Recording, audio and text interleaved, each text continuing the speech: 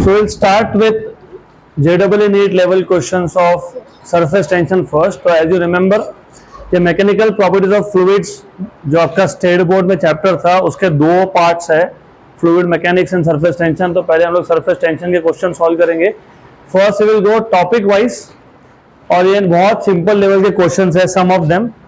तो जहां जहां पे बहुत सिंपल लेवल है इधर I will just give you as an assignment या फिर फटाफट बता दूंगा मैं. तो पहला ही क्वेश्चन सरफेस टेंशन का. Soap helps in cleaning clothes because as you know it lowers the surface tension of the solution. तो ये हमने देखा था already. Factors affecting surface tension में स्पैरिंगली सोल्यूबल इम्प्योरिटी अगर हो, if you mix it with liquid like water तो surface tension decrease होता है. Option D. Next question. A beaker of radius 15 centimetre, हमारे पास एक बीकर है, कंटेनर है, उसका रेडियस 15 सेंटीमीटर है, is filled with a liquid of surface tension 0.075 Newton per metre. Force across an imaginary diameter on the surface of liquid is. Simple. अगर आपको याद होगा हमने सरफेस टेंशन का फोर्स या फिर सरफेस टेंशन कैसे डिफाइन किया था, याद है? Force upon length. मतलब हमने एक इमेजिनरी लाइन ड्रॉ किया था, सिर्फ यहाँ पे जो वो इमेजिनरी लाइन है ना वो डायामीटर है. तो ये there is this imaginary diameter. इस इमेजिनरी डायामीटर पे कितना फोर्स है ऐसा पूछा है आपको. तो diameter is 2 times of radius, so length of the line is 2 times of radius, and we know already surface tension is force upon length. तो force is equal to tension into length और length है 2 times of radius. तो tension की value है 0.075 into 2 into radius है 15 centimetre. तो 15 into 10⁻². Good. सो इसको solve करना है, सिंपल. 10⁻² है ना, -2 बराबर. ओके. तो 30 this is 75 into 10⁻³ into 10⁻² into 30 solve कर लो इसको. ओके. व्हाट इज 75 3 225 into 10⁻⁻5 और ये एक 0 तो 10⁻⁻4. देख लो आंसर आएगा ऑप्शन नंबर डी. तो इट इज 2.25 into 10⁻⁻² न्यूटन. हो गया ऑप्शन नंबर डी. सिंपल.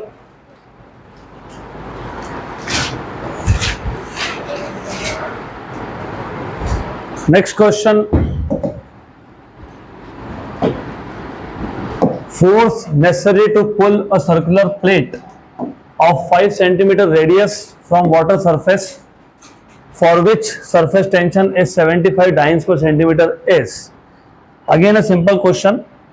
आपको बोला है force necessary to pull a circular plate. हमारे पास एक सर्कुलर प्लेट है जो वाटर के सरफेस पे है. तो this is water surface let us say. Then you have circular plate. जब आप एक सर्कुलर प्लेट को वाटर के सरफेस पे रख दोगे तो क्या होगा, जितना भी क्रॉस सेक्शन है, जितना भी प्लेट का क्रॉस सेक्शन है, मतलब बेसिकली सर्कमफरेंस है, वो किसके साथ कांटेक्ट में आएगा, वाटर के साथ, है ना. तो प्लेट का जितना भी क्रॉस सेक्शन है, जितना भी सर्कमफरेंस है, वो वाटर के साथ कांटेक्ट में आएगा. तो जहां जहां पे लिक्विड और सॉलिड का कांटेक्ट होगा, मोर और लेस लाइक दिस, तो जहां जहां लिक्विड और सॉलिड का कांटेक्ट होगा वहां पे क्या होता है, सरफेस टेंशन होता है. What is direction of surface tension? Tangential. मैं वापस बता देता हूँ. Question is very simple. You have water के सरफेस पे you have a circular plate. तो अगर आपने देखा होगा वो सर्कुलर जो प्लेट है वो उसका जो सर्कमफरेंस है it comes in contact with water और थोड़ा सा इफ यू सी वाटर नीचे की तरफ प्रेस होता है. तो जहां जहां पे कांटेक्ट हो रहा है, किसका कांटेक्ट हो रहा है, किसका कांटेक्ट हो रहा है, लिक्विड का सॉलिड के साथ, वहां पे होता है सरफेस टेंशन. सरफेस टेंशन का डायरेक्शन होता है टेंजेंशियल. और वाटर के केस में एंगल ऑफ कांटेक्ट बनता है 0. तो टेंजेंट डायरेक्टली आता है वर्टिकली डाउनवर्ड्स. तो what is the direction of force due to surface tension? Downwards. अगर T इज टेंशन या फिर force due to surface tension, what is the total force?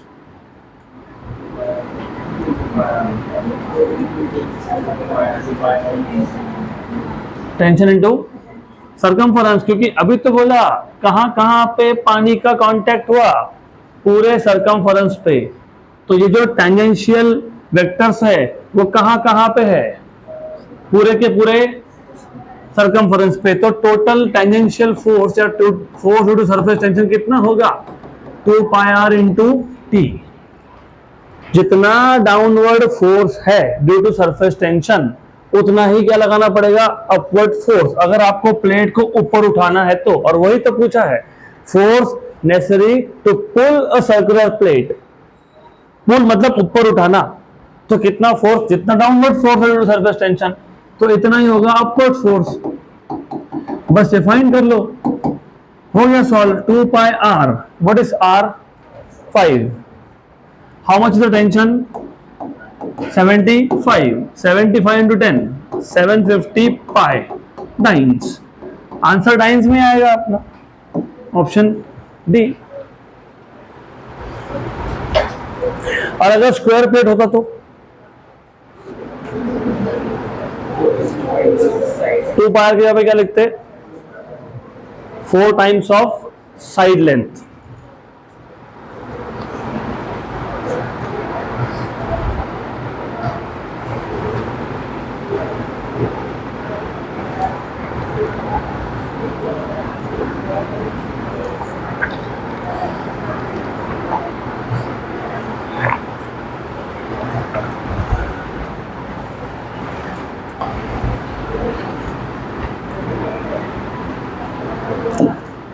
इस टाइप पे बहुत सारे क्वेश्चंस आते हैं। कभी सर्कुलर प्लेट बोलेंगे, कभी बोलेंगे नीडल है, नीडल को ऊपर उठाना है, तो how much is the force required to pull the needle up. कभी बोल देंगे स्क्वायर प्लेट है, so this is how they will ask question.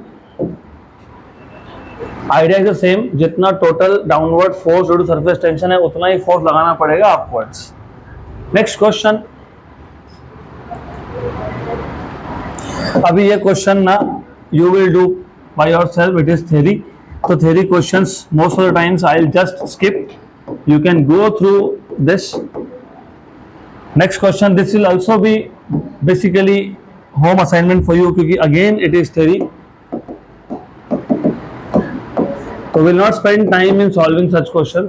Theory already बता दिया मैंने. Next question, question number 6. A wooden stick 2 meter long is floating on the surface of water. एक wooden stick है जिसका लेंथ है 2 metre, it is floating on the surface of water. The surface tension of water 0.07 newton per metre.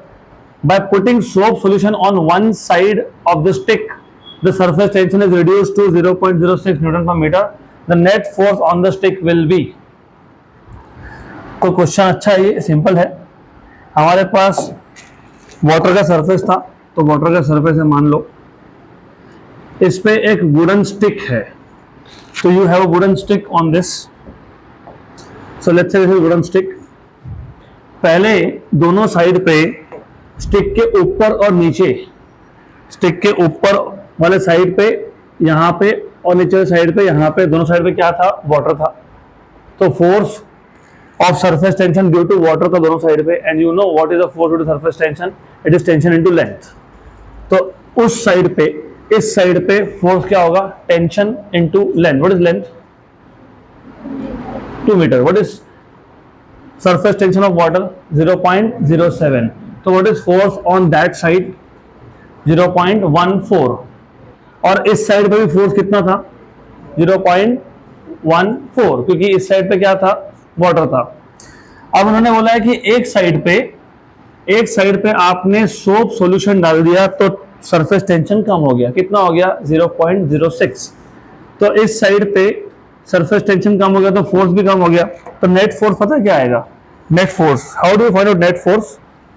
Net force will be force due to surface tension of water, that is on the one side, minus force due to surface tension of soap solution, that is on the other side. यह आएगा tension of water into length, and this will be tension of soap solution into length. तो tension due to water minus tension due to soap solution into length. What is tension due to water? 0.07 and 0.06. Length कितना है? 2.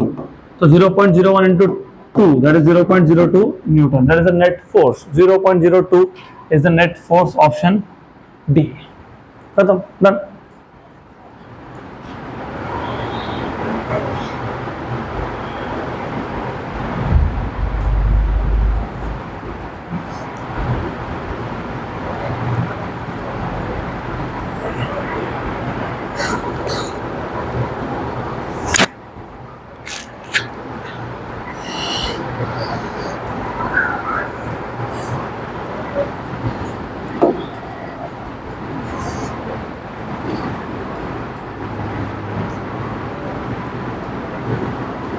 So how much will be the force required to pull this stick up?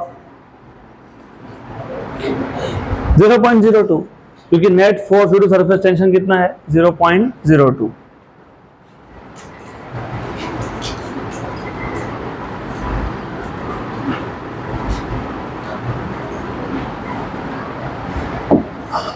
Again you have a theory question. चलो देख लेते हैं क्या question है ये. Adding detergent to water helps in removing dirty grease stains. This is because it increases oil water surface tension, it decreases oil water surface tension, it increases viscosity of solution. Dirt होना चाहिए था. Dirt is held suspended surrounded by detergent molecules. बताओ. When you add detergent to water, what happens is surface tension कम होता है. तो क्या option second statement right है ना? तो मेरे सेकेंड स्टेटमेंट फर्स्ट 2n, क्योंकि सेकेंड तो करेक्ट है. Again theory question. तो अभी ये क्वेश्चन भी मैं not take theory. No you are suppose to do this by yourself. यहां से आगे थोड़ा सॉल्व करने मिलेगा अब. So we solve questions of surface energy now. And question इसके भी बहुत सिंपल है. A spherical liquid drop, you have a spherical liquid drop of radius r is divided into 8 equal droplets. If surface tension is T, then the work done in this process is. हमने कल during your state board questions मैंने बताया था ये कि इस तरह के क्वेश्चंस आएंगे. तो work done is basically tension into change in area. हमारे पास एक सिंगल स्फेरिकल ड्रॉप था जिसका रेडियस है कैपिटल आर. इसके हमने 8 ड्रॉपलेट्स कर दिए.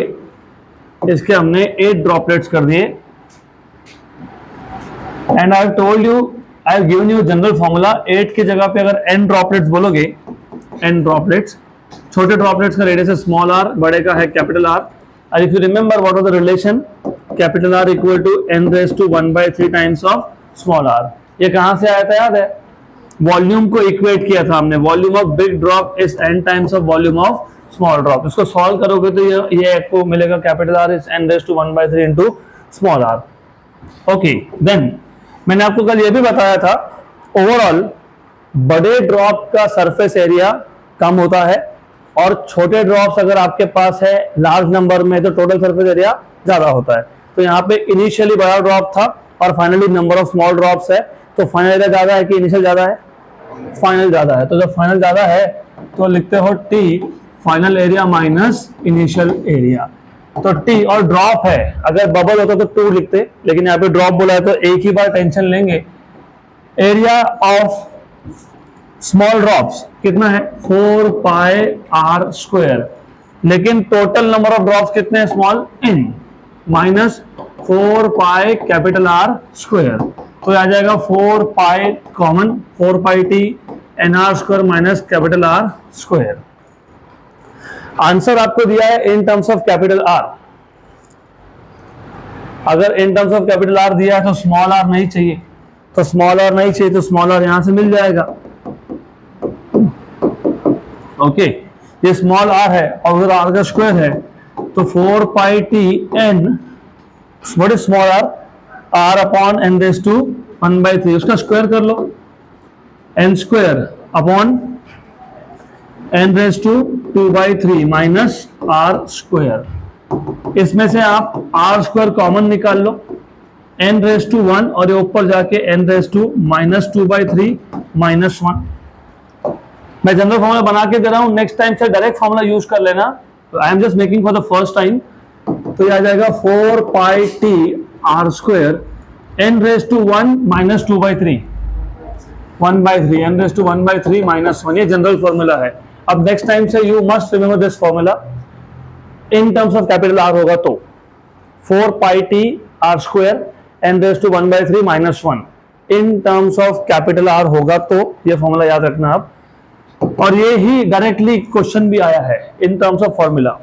ऐसा क्वेश्चन था, work done in breaking a big drop into n small droplet is proportional to n raise to 1/3 minus 1। Okay, क्योंकि कैपिटल आर और टी और 4 पाई कांस्टेंट है, तो 4 pi T R square n की वैल्यू कितनी है अपने पास 8 raise to 1/3 square root of 8 2 minus 1 is 1। तो आंसर आ जाएगा 4 pi T R square, 4 pi T R square, option number सी।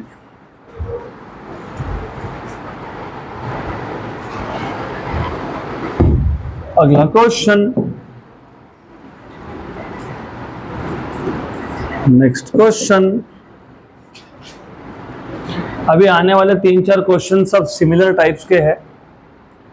वही होगा, या तो बिग ड्रॉप को n स्मॉल ड्रॉपलेट में स्प्लिट करोगे या n स्मॉल ड्रॉप को कोएलेस करके कंबाइन करके बड़ा ड्रॉप बनाओगे।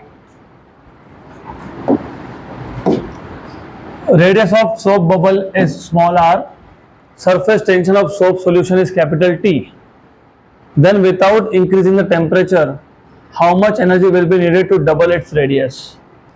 तो हमारे पास एक सोप बबल है, उसका रेडियस r है, सरफेस टेंशन दिया है T, without increasing the temperature increase किए बिना how much energy will be needed to double its radius. वही सेम फॉर्मूला है, work done is equal to tension into change in area. लेकिन यहाँ पे बबल बोला तो टेंशन लेंगे 2 टाइम्स, क्योंकि बबल के 2 फ्री सरफेस होते हैं, inside and outside. 2t change in area is final area minus initial area. 2t final area is basically how much 4 pi final radius square. Initial कितना है 4 पाई initial radius square. सिर्फ पिछले case में हमने एक drop को स्प्लिट करके n droplets किए थे, यहाँ पे वैसा नहीं है। यहाँ पे एक आपके पास बबल है, यू हैव अ बबल, उसका आप सिर्फ रेडियस डबल कर रहे हो, you are not splitting that bubble, you are just increasing the radius. तो एक काम करेंगे 4 पाई निकाल लेंगे common, to take out 4 pi outside. 4 pi into 2t is 8 pi T, r final square minus r initial square.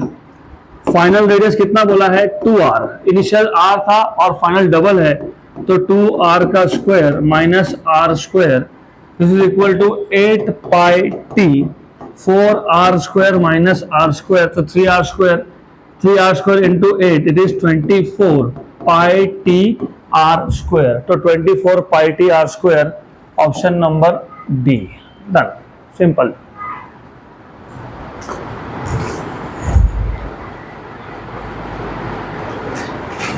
अगला question, next question, if T is the surface tension of soap solution, the amount of work done in blowing a soap bubble from a diameter of d to 2d is। Same question है, is the same question, सिर्फ यहाँ पे बोला था radius r से 2r और यहाँ बोला है डायमीटर d से 2d। ओके गुड, तो ये क्वेश्चन तो डायरेक्टली सॉल्व होना चाहिए ना आपका। 6 तो ये अभी आप खुद करोगे, सेम है सेम, सिर्फ आपको रेडियस के यहाँ पे d/2 लिखना है, diameter by 2। Next question, a drop of mercury of radius 2 mm, drop है मर्क्यूरी का जिसका रेडियस है 2 mm, is split into 8 identical droplets, find the increase in surface energy। क्या करेंगे बताओ। अभी अभी मैंने बोला था ना, ये जो इक्वेशन है ये याद रखना। यहाँ पे क्या कर रहे थे, यहाँ पे स्फेरिकल लिक्विड ड्रॉप था, रेडियस r था, उसको डिवाइड किया 8 ड्रॉपलेट्स में, किया ना, 8 ड्रॉपलेट्स। तो फाइनल एक्सप्रेशन क्या आया, 4 पाई टी आर स्क्वायर। ये जो क्वेश्चन है यहाँ पे भी क्या कर रहे हो, एक मर्क्यूरी का ड्रॉप है जिसका रेडियस कितना है 2 mm, मतलब कैपिटल आर क्या है 2 mm, कितने पार्ट्स में डिवाइड कर दिया 8। क्या पूछा है, इंक्रीज इन सरफेस एनर्जी और सरफेस टेंशन दिया है मर्क्यूरी का। तो ये फॉर्मूला उठाओ 4 पाई टी आर स्क्वायर और वहां पे वैल्यू सब्स्टिट्यूट करो। तो क्वेश्चन नंबर 4 और question number 1 is the same. अभी हमने देखा था सरफेस एनर्जी मतलब वर्क डन, तो 4 pi T R square, 4 pi T कितना है 0.465, आर कितना है आर 2 mm है, तो 2 इंटू 10⁻³ इसका स्क्वायर। 4 पाई कितना होता है 12.56, तो 12.5 ले लेंगे, 0.465, 2 का स्क्वायर कितना है 4, 10⁻⁻6, 12.5 into 4 50 into 0.465 into 10⁻⁻6। Just solve this. ये 50 का एक जीरो यहां दे दिया, तो 5 इंटू 4.65 इंटू 10⁻⁻6, -6 इज माइक्रो, तो माइक्रो को माइक्रो रखो, आंसर माइक्रो जूल में है। आपको पता है 4.65 इंटू 5 कैसे करना है, 4.65 इंटू 10 कर लो, 46.5, उसका आधा कर लो। व्हाट इज 46.5 का आधा, 23.25, ओके, और 10⁻⁻6 मतलब माइक्रो, तो माइक्रो जूल, तो 23 point something micro joule, 23 point something और 23.4 माइक्रो जूल। हो गया खत्म क्वेश्चन। पर अगर ये पता होगा तो स्टेप्स कम होंगे, नहीं तो पहले ये डिराइव करोगे फिर वैल्यू सब्स्टिट्यूट करोगे, it will increase the number of steps. Done.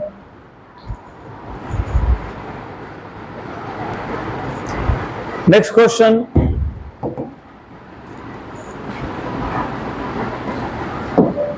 okay, something new. If two soap bubbles of equal radii are coalesce, हमारे पास दो सोप बबल है, रेडियस r है, coalesce मतलब combine, then the radius of curvature of the interface between two bubbles will be, answer infinity आना चाहिए, है ना, yes. दो सोप बबल्स थे इक्वल रेडियस के, दे कोएलेस कंबाइन, लेकिन कंप्लीटली कंबाइन नहीं हुए, इसके लिए बोला है radius of curvature at interface. मतलब क्या, अगर मेरे पास सपोज दो बबल्स थे, ये एक बबल था, ये दूसरा बबल है, व्हेन दे कोएलेस मतलब कंबाइन, लेकिन कंबाइन होने की प्रोसेस में पूरे कंबाइन हुए नहीं अब तक, ऐसा है। तो look what is the situation,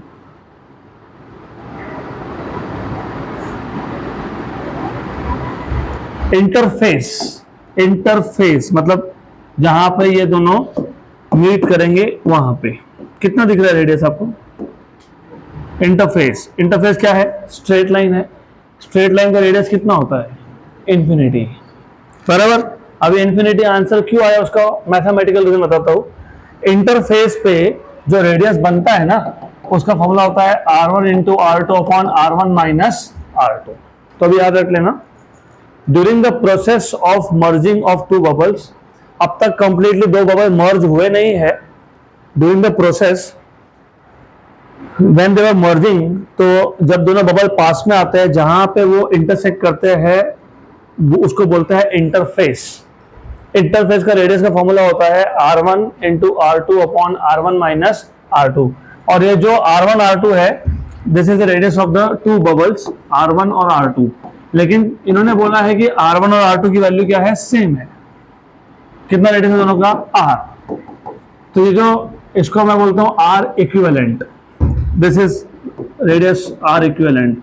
तो क्या आएगा, r1 is r, r2 is r upon r minus r, r square by 0। What is r square by 0, infinity, done, हो गया। R1 और R2 सेम नहीं आएंगे, अगर इक्वल नहीं होगा तो आंसर इन्फिनिटी नहीं होगा।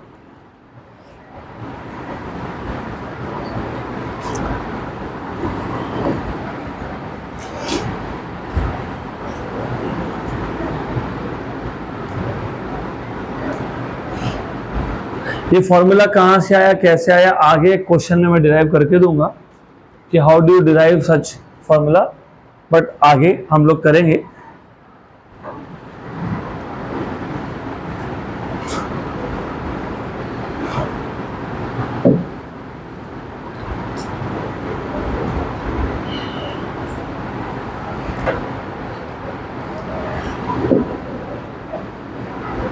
Next question,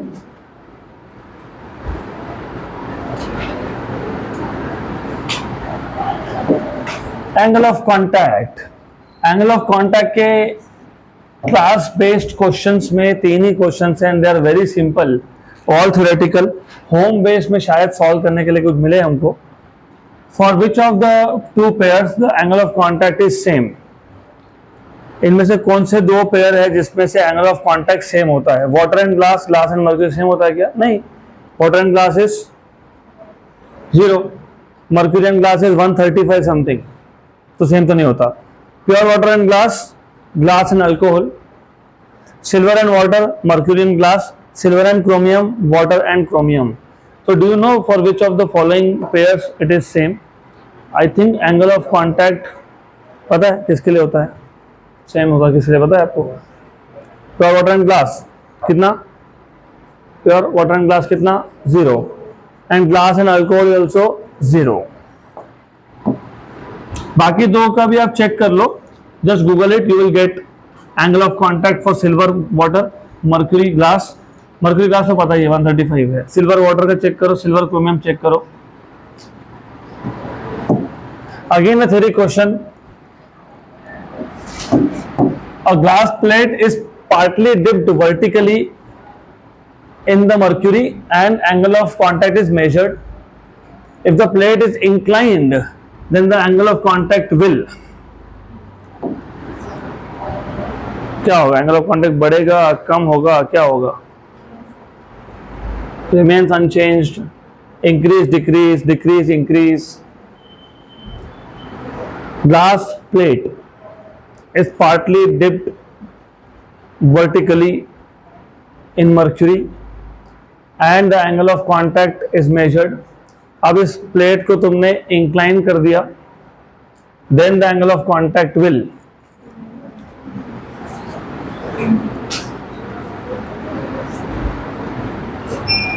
angle of contact किस पे डिपेंड करता है? मैंने बताया था ना, तब ध्यान नहीं दे रहे थे आप। मैंने लिख के दिया था factors affecting angle of contact. 3 factors थे, उसमें सबसे पहला फैक्टर क्या था? It depends on the nature of liquid and solid in contact. दूसरा था टेम्परेचर, तीसरा था इम्प्योरिटी। एक ग्लास प्लेट है, उसको मर्क्यूरी में डिप किया, तो लिक्विड कौन सा है? मर्क्यूरी। सॉलिड कौन सा है? ग्लास। तो हम लोग पेयर चेंज कर रहे हैं क्या? नहीं। अगर तुम पेयर नहीं चेंज करो तो एंगल ऑफ कांटेक्ट चेंज होगा क्या? नहीं। फिर हम लोगों ने टेम्परेचर चेंज किया क्या? नहीं। हम लोगों ने इम्प्योरिटी मिक्स किया क्या? नहीं। तो फिर angle of contact will remain unchanged. Done.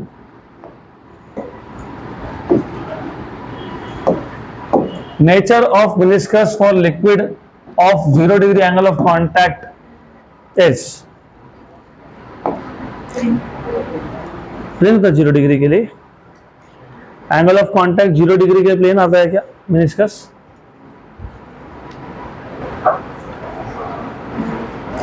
Nature of meniscus for liquid of 0 degree angle of contact, is it really plane? 0 degree angle of contact, 90 degree नहीं बोल रहा हूं मैं, 0 डिग्री एंगल ऑफ कांटेक्ट।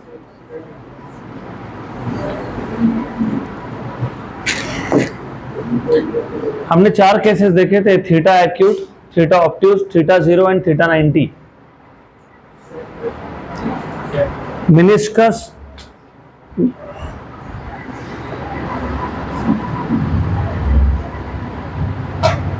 ऐसा मेनिस्कस बनता है, highly concave बनता है ना, हाईली कॉन्केव बनता है कि नहीं? तो फिर सरफेस क्या आएगा?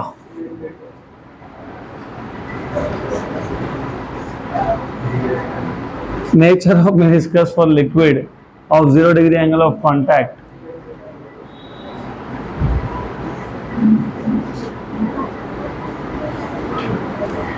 तो again I would want you to go through theory बहुत स्किप करते हो तो ऐसे क्वेश्चन सॉल्व नहीं होते. इसके लिए तो चेक करो, थोड़ा सोचो, पैराबोलिक बनेगा, सेमीस्फेरिकल बनेगा, प्लेन बनेगा कि सिलेंड्रिकल बनेगा. Next question, pressure difference. Pressure difference में कौन सा लॉ एप्लीकेबल होता है? Pressure difference, pressure difference, Laplace law of spherical membrane. अगर मेनिस्कस या ड्रॉप है तो inside pressure minus outside pressure, P I minus P O, that is pressure difference, right. 2T by R या 4T by R depend करता है drop है कि bubble है, या तो वो, या तो absolute pressure and gauge pressure. पहला question, if the surface tension of soap solution is 0.03 MKS units, then the excess pressure inside a soap solution, excess pressure inside a soap bubble, sorry, inside excess of pressure inside a soap bubble of diameter 6 mm over the atmosphere will be. आपको surface tension की value दी है, आपको excess pressure पूछा है inside a soap bubble of diameter over atmosphere will be. तो P I minus P O for soap bubble कितना होगा? 2T by R की 4T by R? 4T by R. 4 into surface tension. How much is surface tension? 0.03. What is radius? Diameter is 6 mm. Radius is 3 mm. मतलब 10 raised to minus 3. Okay. तो ये आ गया आपका 4 into 3 into 10 raised to minus 2 upon 3 into 10 raised to minus 3.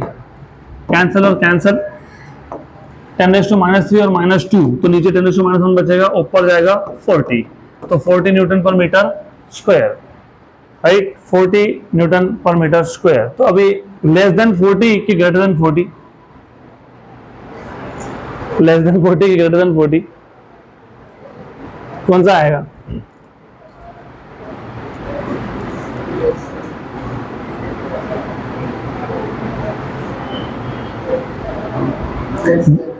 Why less than? If you say less than, why less than? If you say greater than, why greater than?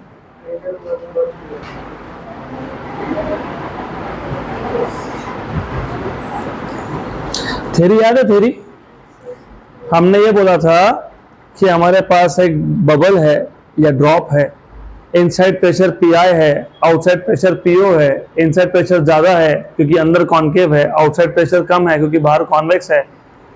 तो क्योंकि pressure अंदर ज्यादा है तो फोर्स का direction हमेशा होता है फ्रॉम इनसाइड टू आउटसाइड. जब इनसाइड टू आउटसाइड होगा तो क्या होगा? द वॉल्स, मतलब the surface of the bubble will be pushed outwards under a condition that the pressure inside remains almost same. इसके लिए change in radius was very small, delta r. हमने ऐसा वहां पे क्लियरली मेंशन किया है, notes पढ़े होंगे तो उसमें लिखा है assuming that the change in pressure, मतलब inside pressure, अंदर का pressure, assuming that inside pressure is almost constant, the change in radius is very small. तो अभी सोच के बताओ, less than 40 की greater than 40?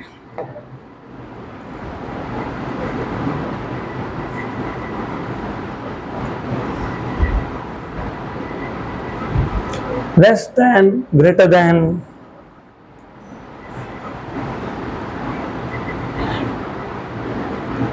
वापस इमेजिन करो, बबल है, अंदर प्रेशर पी आई है विच इज ग्रेटर प्रेशर, बाहर प्रेशर पी ओ है विच इज स्मॉलर प्रेशर. तो प्रेशर अंदर ज़्यादा है, बाहर कम है, तो जो सरफेस है it will be pushed outside. तो रेडियस आर से बन जाएगा R plus delta R. Delta R is increase in the radius. but delta R is assumed to be very small such that the pressure inside does not change significantly.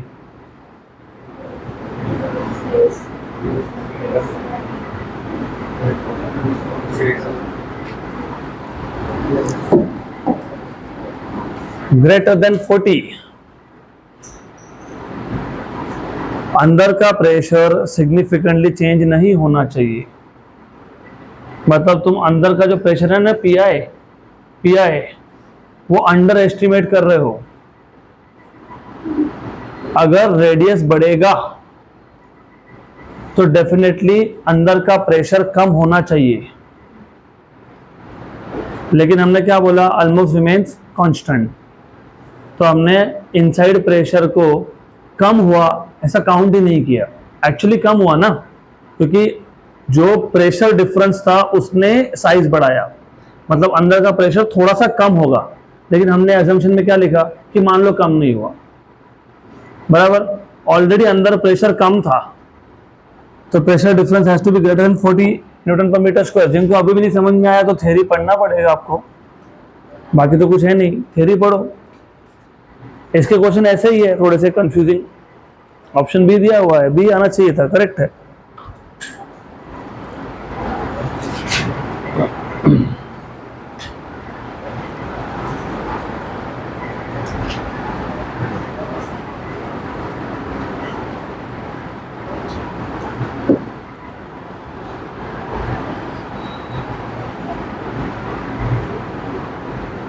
तो अगर simple भाषा में बात करोगे तो ये जो एक्सेस प्रेशर होता है ये लोअर लिमिट एस्टिमेशन होता है।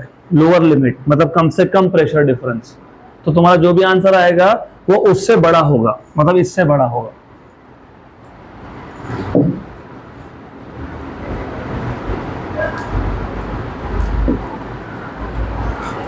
नेक्स्ट क्वेश्चन,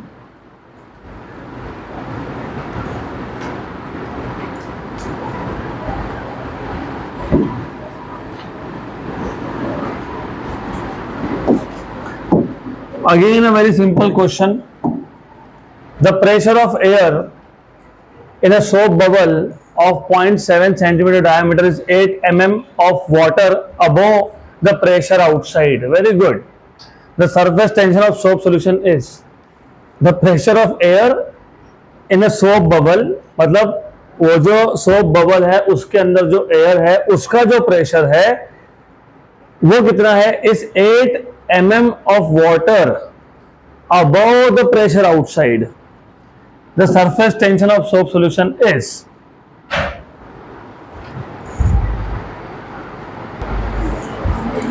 तो ये जो क्वेश्चन है ना, ये क्वेश्चन को पहले अच्छे से समझ लो कि उनको बोलना क्या है। That is why you have to read it very carefully. The pressure of air in a soap bubble. In मतलब inside a soap bubble. तो पहले तो pressure inside a soap bubble कितना होता है वो देख लेंगे। हमको Laplace law of spherical membrane से पता है, ये होता है 40/r, P I minus P O equal to 40/r। तो यहां से पी आई मिल गया, 40/r plus PO, equation number 1 बन गया। और वो जो बबल था उसका डायमीटर दिया है 0.7, इसको छोड़ दो, आगे पढ़ो क्या बोला है। The pressure of air in soap bubble is 8 mm of water, 8 mm of water, मतलब PI is H rho G, जहां पे H की वैल्यू कितनी यूज करनी है 8 mm और रो कितना 1000। 8 mm of water above the pressure outside, मतलब अंदर का जो प्रेशर है ना वो H rho G plus atmospheric pressure है, अबव मतलब inside pressure is equal to H rho G plus outside pressure that is atmospheric pressure. तो एक पीआई का इक्वेशन आपको मिला लैप्लास लॉ से, और दूसरा मिला जो क्वेश्चन का स्टेटमेंट है वहां से। तुमको ये नहीं समझ में आ रहा था कि क्या बोल रहे हो लोग, है ना। तो जानबूझ के बीच में डायमीटर डाल देते हैं तुमको कंफ्यूज करने के लिए। अगर डायमीटर नहीं लिखा होता तब समझ में आता। Pressure inside a soap bubble is 8 mm, और मैंने प्रेशर पढ़ाते वक्त बताया था कि प्रेशर हमेशा पास्कल में नहीं लिखेंगे, वो आपको बोलेंगे 8 mm, वो बोलेंगे 760 mm, मतलब सिर्फ हाइट ऑफ कॉलम बता देंगे। बराबर। तो इन्होंने हाइट ऑफ कॉलम बताया, लेकिन कॉलम किसका है? वाटर का। तो प्रेशर टू वाटर कॉलम कितना होता है? H rho G. तो मैंने क्या लिखा? एच रो जी।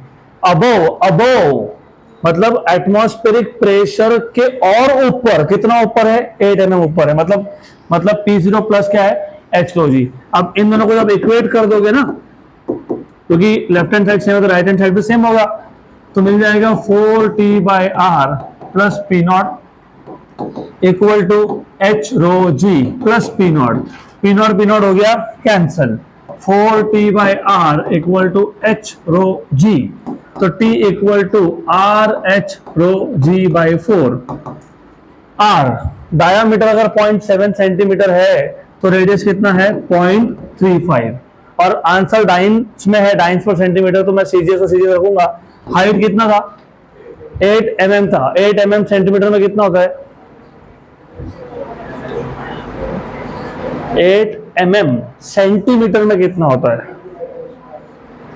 0.8। 0.8 होगा ना? पक्का ना? श्योर? तो 8 mm इज 0.8 सेंटीमीटर। सही है। डेंसिटी कितना होता है वाटर का? कितना? 1 ग्राम पर सेंटीमीटर क्यूब। जी की वैल्यू पता है कितनी होती है? 980 अपॉन 4। अब इसको सॉल्व कर लो। 1 जा एंड 0.2 जा, हो गया 0.2 और 0.35 वापस बन गया 0.7। ये 0 इसको दे दो तो 7 इंटू 98। व्हाट इज 98 7 जा?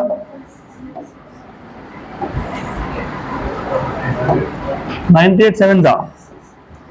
इतना क्यों सोचते हो? 107 जा कर लेना, 700 हो गया। तुमने 2 को 7 बार एक्स्ट्रा काउंट कर लिया तो 14 माइनस कर लेना, तो 686 कितना आएगा? ये 686 9 पर सेंटीमीटर। ये होना चाहिए 686। इधर 68.66 लिखा हुआ है, 68.66 तो नहीं आना चाहिए था। ओके, तो गड़बड़ हुई, अपनी नहीं हुई, कुछ तो नंबर्स में गड़बड़ है, ये बराबर है अपना। ओके, तो आंसर शुड बी 686, या तो फिर वैल्यूज में कुछ गड़बड़ है, अभी देख लेते हैं। वैल्यूज में समथिंग इज रॉन्ग। 0.35 0.8 1 980 अपॉन 4 सही है, कोई दिक्कत नहीं है। 1 जा 0.2 जा सही है, कोई दिक्कत नहीं है। हाँ देखो देखो देखो, व्हाट इज 0.35 इंटू 0.2? 0.07। ओके, मतलब अपनी गड़बड़ थी, ठीक है। तो अभी अगर इसको सॉल्व करोगे तो कितना मिल जाएगा? ये 68.6। 68.6 option B.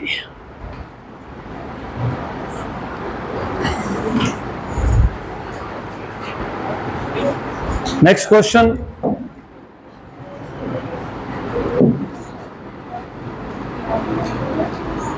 Question, soap bubbles can be formed floating in air by blowing soap solution in air with the help of a glass tube, but not water bubbles. It is because, तो ऐसा है कि soap bubbles तुम बना सकते हो, मैंने आपको बताया भी था ये एग्जाम्पल, इफ यू रिमेंबर, याद है क्या? जत्रा में जाते हो, सोप सॉल्यूशन मिलता है, उसमें तुम वो सर्कुलर रिंग डिप करते हो, and then you take out and then you blow, bubbles बनते हैं। अगर उसी की जगह पे सादा पानी ले लिया हमने विदाउट सोप, मतलब विदाउट डिटर्जेंट, तो होगा ही नहीं। तो you dip that wire inside water, take it out, nothing happens. अब ऐसा क्यों हुआ फिर? It is because the excess pressure inside water bubble being more due to large surface tension, the excess pressure inside water bubble being less due to large surface tension, the excess pressure inside water bubble being more due to large viscosity, the excess pressure inside water bubble being less due to less viscosity. So what do you think is correct?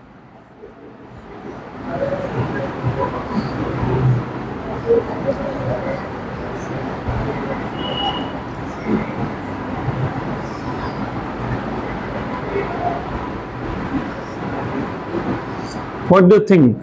It is because of what? excess pressure inside water bubble being more due to large surface tension. What is delta P? What is delta P? 4T by R.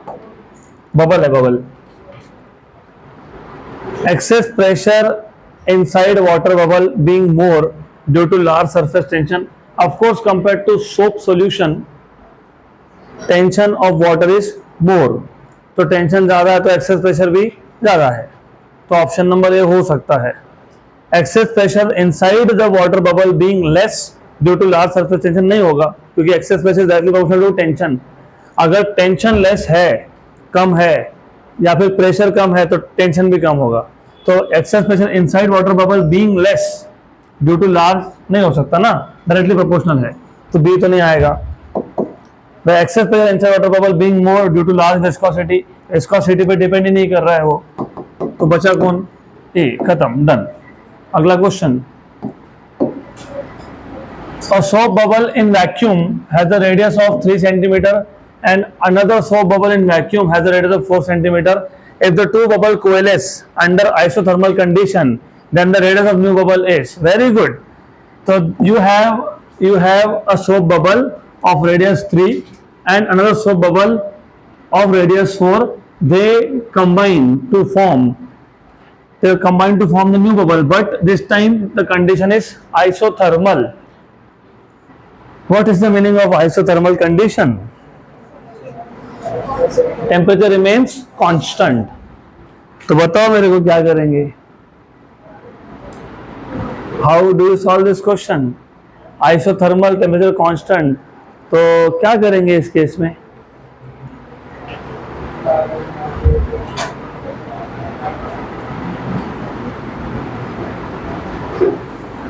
R1 R2 upon R1 minus R2, उस case में दोनों bubble completely मर्ज नहीं हुए थे, interface बना था. यहाँ पे क्लियरली बोला कि नया बबल बन गया, तो यहाँ पे दो बबल मर्ज होकर नया बबल बना है, लेकिन ये जो मर्जिंग का प्रोसेस है इट इज आइसोथर्मल. नॉर्मली क्या होता है व्हेन टू बबल्स मर्ज और टू ड्रॉप्स मर्ज, हीट जनरेट होता है. हीट जनरेट होने की वजह से टेम्परेचर चेंज होता है नॉर्मली. मतलब वो प्रोसेस आइसोथर्मल नहीं था, ये प्रोसेस आइसोथर्मल है. दो बबल मर्ज हो गए but under isothermal conditions. Isothermal condition में टेम्परेचर कांस्टेंट होता है. तो आई have given you a hint. अब बताओ इसके आगे क्या?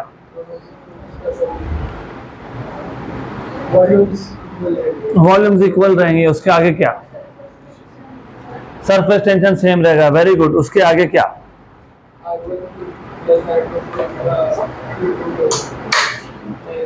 No no no no no,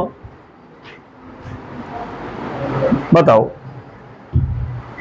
बताओ बताओ. आइसोथर्मल कंडीशंस, कौन सा लॉ होता है आइसोथर्मल कंडीशन में? Boyle's law. What is Boyle's law? Pressure is inversely proportional to volume at constant temperature. मतलब पीवी इक्वल टू कांस्टेंट. तो पीवी इक्वल टू कांस्टेंट, तो उस टर्म्स में सोचो. Think in those terms and tell me what will be the answer. तो बताओ कैसे solve करोगे, बताओ.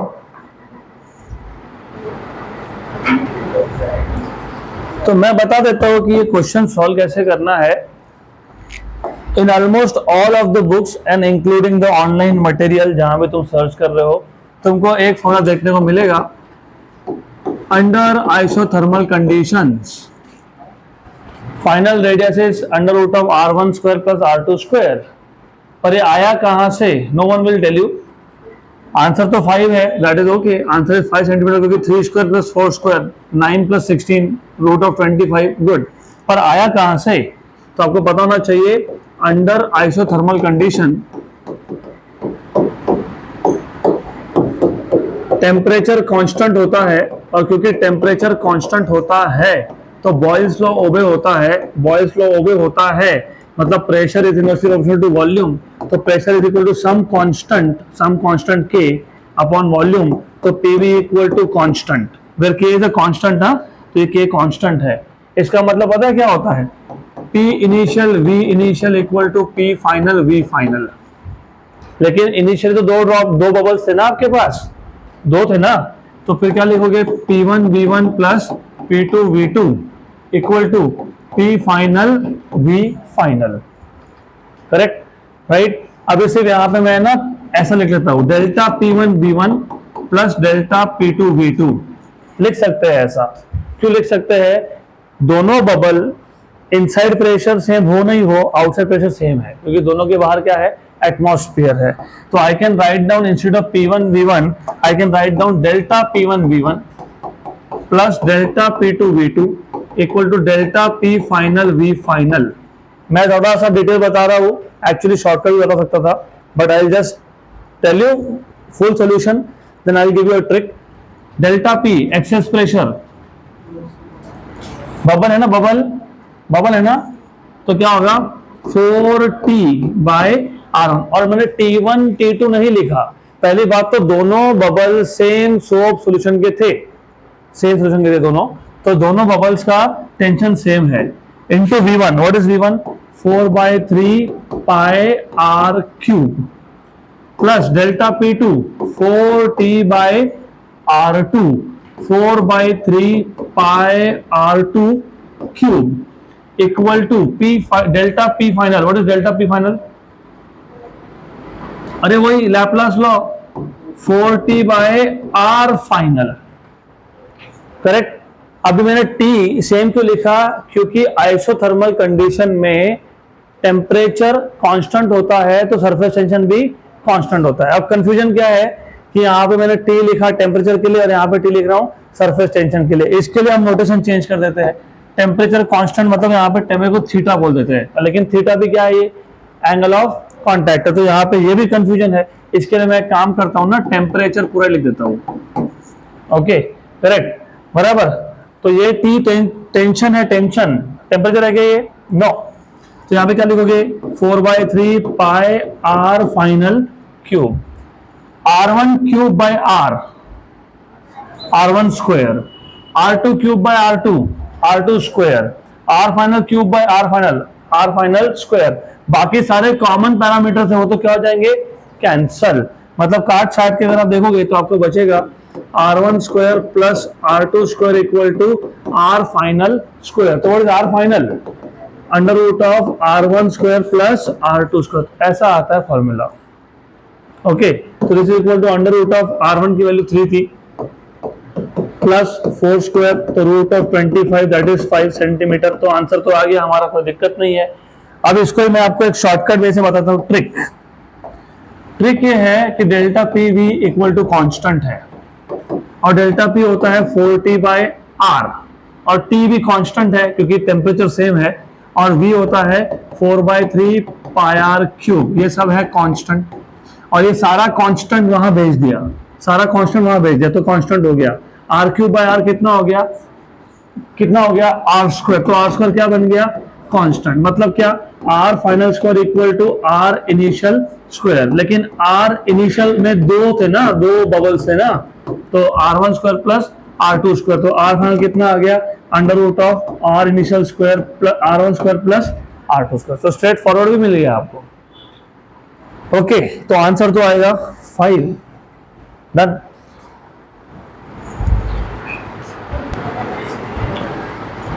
So we'll go ahead to the next question.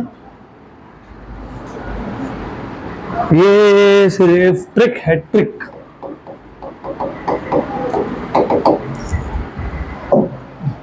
Aval by the way ये भी याद रखना, यहाँ पे हमेशा R इनिशियल में समेशन ही करते हैं हम लोग। 3 बबल होंगे तो R1 square plus R2 square plus R3 square. 2 bubbles A and B, A greater than B, A greater than B मतलब A का साइज बड़ा है B का कम है, A का साइज बड़ा है मतलब A का रेडियस बड़ा है B का कम है। Are join through a narrow tube, तुमने इनको नैरो ट्यूब से ज्वाइन कर लिया तो क्या होगा, ये असाइनमेंट होगा, ये आप खुद से सॉल्व करोगे, क्या होगा तो आप देखोगे। We'll start with next topic, that is capillarity or capillary action. In a capillary tube, water rises to 3 mm एक कैपिलरी ट्यूब है, उसमें वाटर का लेवल 3 mm तक गया, मतलब राइज हुआ, कैपिलरी राइज हुआ, एच की वैल्यू दे दी 3 mm.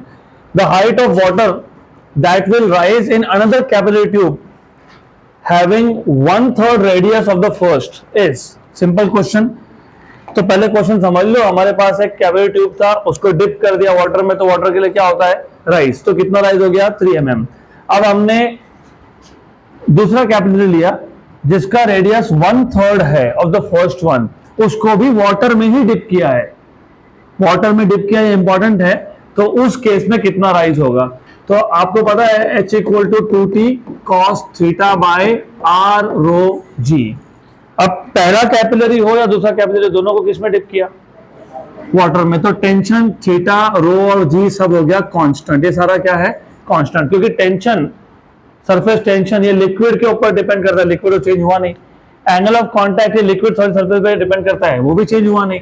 और रो इज डेंसिटी ऑफ लिक्विड, वो तो वाटर था, वाटर ही है, तो वो भी चेंज हुआ नहीं. और तुम पहले कैपिलरी को अर्थ पे, दूसरे को भी अर्थ पे डिप कर रहे हो, ऐसा किया क्या? दूसरे को मार्स पे लेके गए, नहीं ना. तो जी की वैल्यू भी क्या है? कांस्टेंट है.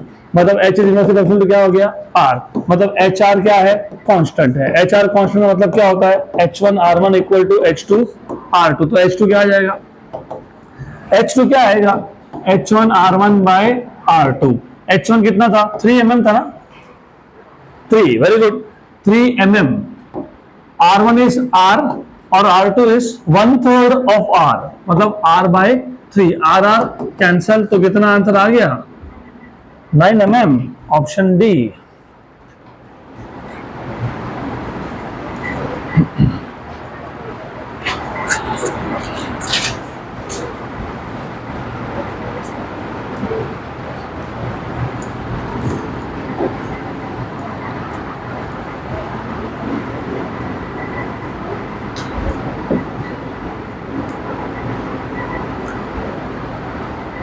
तो नेक्स्ट टाइम से ऐसे केसेस में directly H R equal to constant, H1R1 equal to H2R2, done.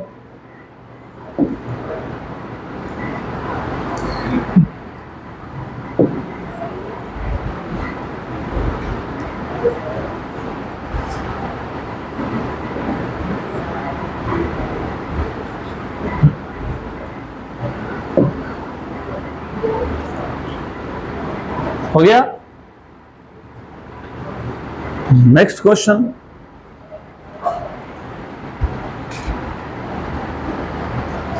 is of the same type.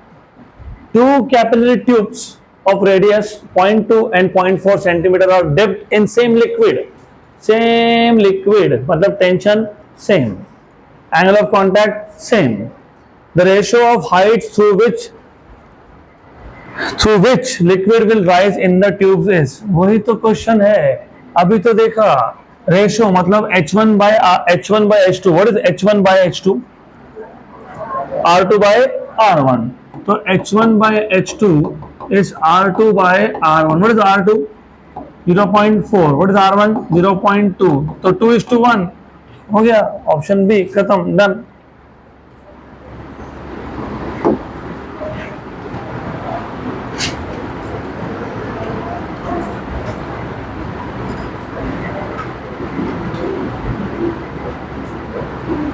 Next question. When a capillary is dipped in water, water rises 0.015 meter in it. If the surface tension of water is 75 Newton raised to -3 Newton per meter, the radius of capillary is. ये भी simple question है, बहुत ही simple question है. Capillary is dipped in water, water rises, मतलब H की दे दी, surface tension दे दिया, आपको radius पूछा है. Height equal to 2t cos theta by r rho g. आपको r पूछा है, तो 2t cos theta by h rho g. 2 into surface tension of water is how much? 75 into 10 raised to -3. अब जब एंगल ऑफ कांटेक्ट नहीं दिया हो तो प्योर वाटर कंसिडर करना पड़ता है. What is angle of contact for pure water? 0. तो cos 0 1 बन जाएगा. H कितना था? H कितना था? 0.015, मतलब 15 into 10 raised to -3. Density of water कितना होता है? 10⁻³ और g की वैल्यू फिलहाल 10 मान लेता हूं। g की वैल्यू मैंने टेम्पररी 10 ले ली। 10⁻³ माइनस 3 कैंसल, 15 1 जा एंड 5 जा, ऐसे होता है ना, 15 5 जा 75, ऐसा होता है ना। 5 into 2 is 10 और नीचे भी 10, तो ये और ये कैंसल। cos 0 is 1, बचा कितना 10⁻³ तो 10⁻³ 10⁻³ मतलब 1 mm, तो 10⁻³ metre which means it is 1 millimetre, तो रेडियस इज 1 मिलीमीटर, ऑप्शन सी।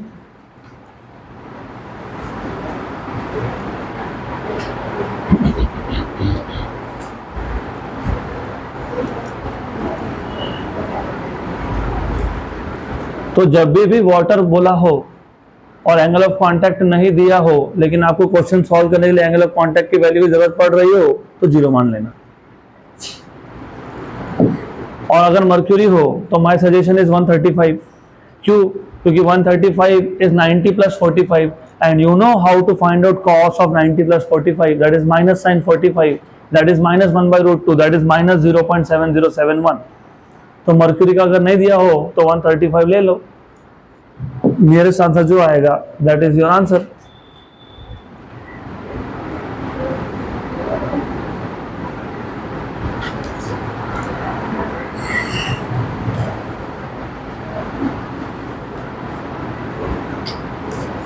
चलो अगला क्वेश्चन।